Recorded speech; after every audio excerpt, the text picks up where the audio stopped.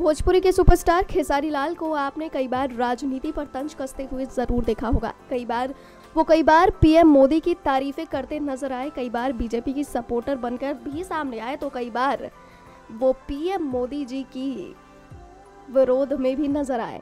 कई बार उन्होंने लोगों से अपील की है कि वोट सिर्फ उसी को दें जो आपके लिए काम करे, लेकिन उसके बावजूद वो अपने मनोज भैया जो खुद बीजेपी के सांसद है दिल्ली के और उनसे बहुत अच्छी बनती है।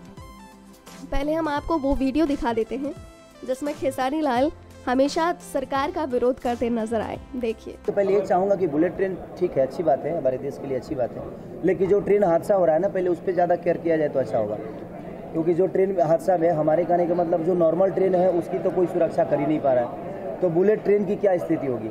तो मैं चाहूँगा कि जो अभी ट्रेन हादसा में आज लाखों लोगों की जान चली गई, लाखों घर बर्बाद हो गए, तो उस पर ज़्यादा विचार करना चाहिए, सबको करना चाहिए। देश की ये देश का काम है, ये हमारे मोदी जी का काम है, तो उस पर ज़्यादा उनको विचार करना चाहिए।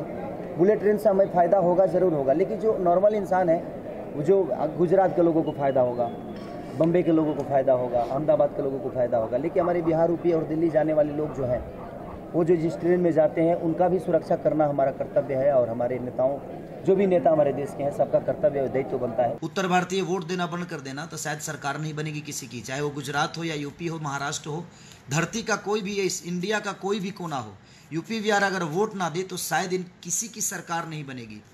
और आज ये घर में बैठ कर, एसी में बैठ कर और डिसीजन ले लेते हैं कि यूपी बिहार। तो अब जरा ये भी देख लीजिए कि जब वो बीजेपी के ही सदस्य मनोज तिवारी से मिलते हैं तो किस रूप में मिलते हैं।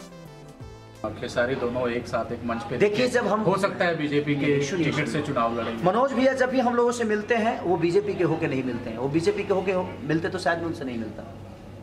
वो एक आर्टिस्ट है, वो एक अच्छे इंसान है, हमारी व्यक्तिगत रिलेशन है उनसे, और मेरी व्यक्तिगत रिलेशन लालू यादव से भी है, मेरी व्यक्तिगत रिलेशन मोदी जी से भी है, राहुल जी से भी है, मेरी व्यक्तिगत मायावती जी से भी है और अखिलेश जी से भी है। तो मेरी व्यक्तिगत रिलेशन है, वो पार्टी के होके कोई मुझसे मिलेगा तो शायद मैं नहीं मिलूँ।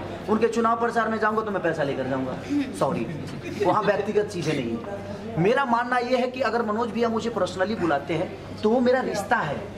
आज मेरे पापा मान के चले कि अगर वो कांग्रेस में चले गए, मेरे पापा ही कांग्रेस में चले गए, मैं बीजेपी में आ गया, तो इसका मतलब ये नहीं कि हम उनके विरोध करेंगे, वो मेरे पापा हैं, मैं उनका सम्मान करूँ।